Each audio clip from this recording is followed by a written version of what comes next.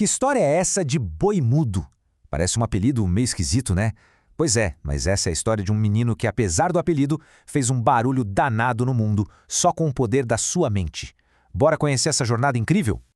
Olha só que frase enigmática. Foi o professor dele que disse isso. Imagina a cena. Todo mundo chamando o garoto de boi mudo porque ele era super quieto, e aí vem o mestre e solta essa, que o berro desse boi ia ecoar pelo mundo inteiro. Mas que berro seria esse? Vamos ter que descobrir juntos. Então, para a gente desvendar esse mistério, a gente precisa voltar lá no comecinho de tudo, na infância dele. Então, o nome dele era Tomás de Aquino, e a vida dele já começou, assim, em outro nível. Nasceu num castelo lá em 1225. A família dele era super nobre, tipo condes e tudo mais. Só que o Tomás era diferente. Sabe aquela criança que fica mais na dela, observando, pensando? Era ele. E por ser assim, grandão e muito calado, os colegas da escola, já viu, né? Botaram o apelido de o Boi Mudo. Mal podiam imaginar o que o futuro guardava. E aí já começa o primeiro grande desafio. O pai do Tomás tinha um plano todo traçado para ele. Ser um abade superpoderoso, cheio de grana, de influência. Mas o coração do Tomás batia por outra coisa. O sonho dele era bem mais simples. Virar um frade dominicano, sabe? Viver uma vida de oração, de estudo. E essa diferença de sonhos, isso ia dar uma confusão dasquelas. E agora que a história vira uma verdadeira aventura, com direito a castelo e tudo. Porque a família dele não aceitou essa decisão de jeito nenhum. A reação deles foi, digamos, bem exagerada. Pois é, a família ficou tão, mas tão chocada que os irmãos dele simplesmente o prenderam. Trancaram ele numa torre do próprio castelo. A ideia era, vamos deixar ele aí trancado que uma hora ele desiste desse sonho maluco. Imagina só a situação. Mas não foi só isso não, eles foram além. Para tentar quebrar a determinação dele de vez, eles armaram uma cilada. Enviaram uma tentação direto para a cela dele, para ver se ele tropeçava e abandonava seu caminho. Era tipo a prova de fuga da convicção dele. Só que a reação do Tomás foi sensacional, digna de um herói. Ele não pensou duas vezes. Pegou um pedaço de madeira em chamas, uma brasa mesmo, e usou para espantar a tentação para longe. Ele estava mostrando com todas as forças. Da minha vocação ninguém me tira. Que atitude, hein? E isso que ele defendia com tanta garra era a tal da vocação. Mas o que é isso? Bom, vocação é tipo um chamado especial, sabe? Como se fosse uma missão que a gente sente que precisa seguir na vida. E para o Tomás, essa missão era tudo. Era mais importante que qualquer riqueza, poder ou até mesmo que a própria liberdade. E como em toda boa história de aventura, o herói precisa de ajuda. E a ajuda veio das irmãs dele. Vendo que ele não ia desistir de jeito nenhum, elas armaram um plano. Desceram ele da torre dentro de uma cesta. Parece cena de filme, né? E pronto, ele finalmente estava livre para seguir o seu sonho.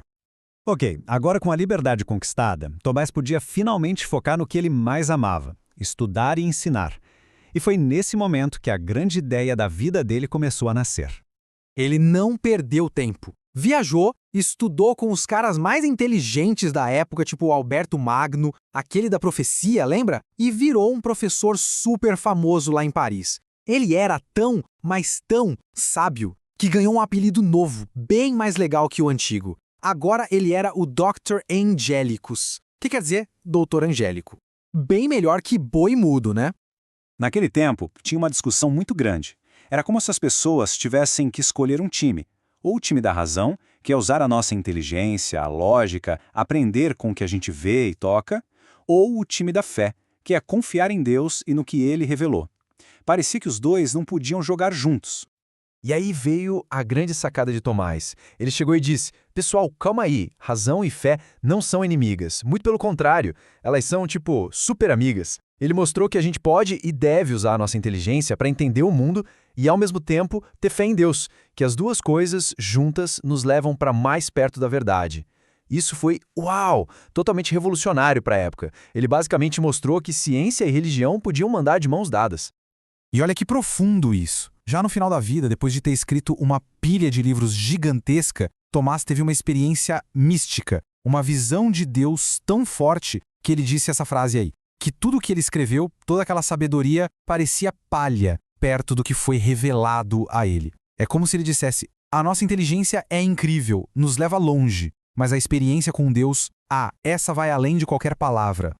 E então, O que ficou de toda essa história? Qual foi o legado daquele menino quietinho do castelo? Vamos amarrar todas as pontas agora. Olha, o que Tomás deixou para o mundo foi gigante. Primeiro, ele escreveu sua obra-prima, a Summa Theologiae, um livro enorme que é tipo um guia completo sobre fé e razão. Segundo, ele provou que essas duas coisas, fé e razão, andam juntas, lembra? Terceiro, por ser tão gênio, ele foi nomeado doutor da igreja. E por fim, ele virou o padroeiro, o protetor de todas as escolas e estudantes. Que currículo, hein?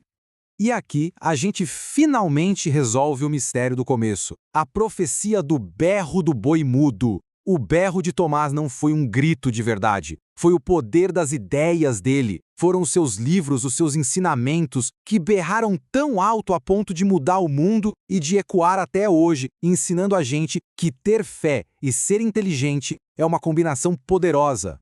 E a história de São Tomás de Aquino deixa essa reflexão no ar, né? Assim como ele usou a sua mente incrível para entender mais sobre o mundo e sobre Deus, fica a pergunta: como cada um de nós pode usar a própria inteligência, a própria curiosidade para explorar tudo ao redor e também a própria fé?